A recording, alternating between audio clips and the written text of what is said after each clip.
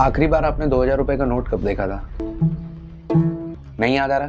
तो चलिए पहली बार कब देखा था मैं बताता हूँ। पहली बार आपने 2000 रुपए का नोट 8 नवंबर 2016 को देखा था, जब देश के प्रधानमंत्री देश को संबोधित करते हुए कहा था कि मित्रों, आज रात 12 बजे से 500 और 1000 रुपए के नोट चलन से बाहर कर दिए जाएंगे।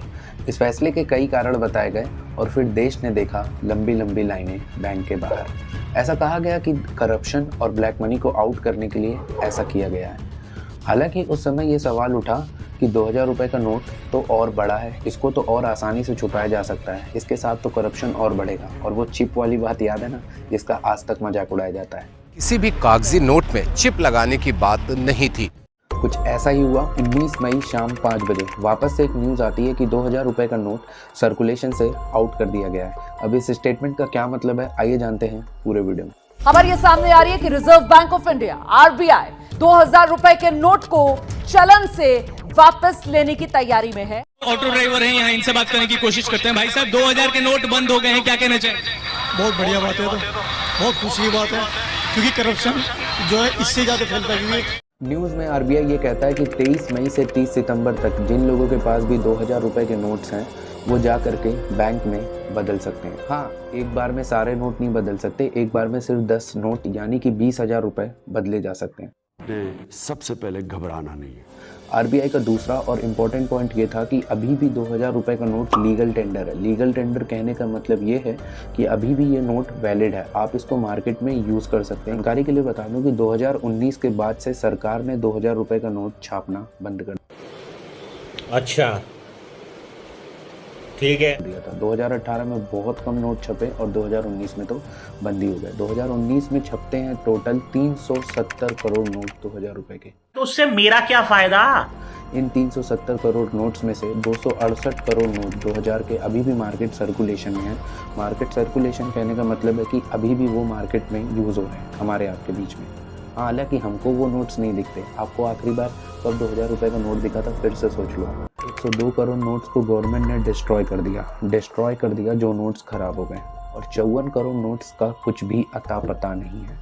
क्या इसी 54 करोड़ नोट्स को वापस लेने के लिए ये फैसला लिया गया है? कुछ भी अभी कहा नहीं जा सकता। अगर आप अपने दिमाग पे जोर दें, याद करें कि हाल ही में ईडी ने जितने भी छापे मारे हैं उन सब में 2000 रुपए का नोट ही बरामद हुआ है।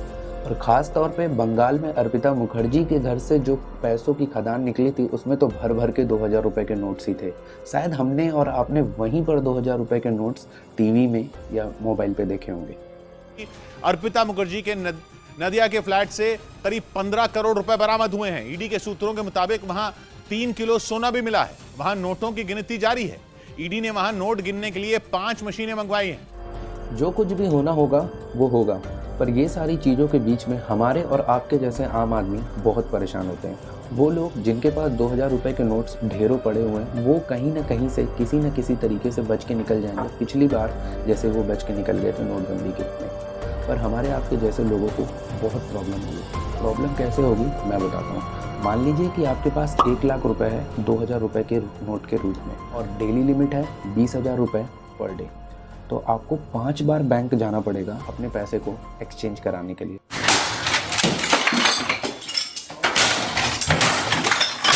आपको एक वैलिड आइडेंटिटी कार्ड लेकर के जाना पड़ेगा खुद को वेरीफाई करवाने के लिए। और सुनने में तो ये भी आ रहा है कि आपको एक वैलिड रीज़न भी बताना पड़ेगा कि आपके पास ये पैसे आए तो आए कहाँ से। और बस यही सब मौके तो चाहिए ऑपोजिशन को अपना रंग दिखाने के लिए।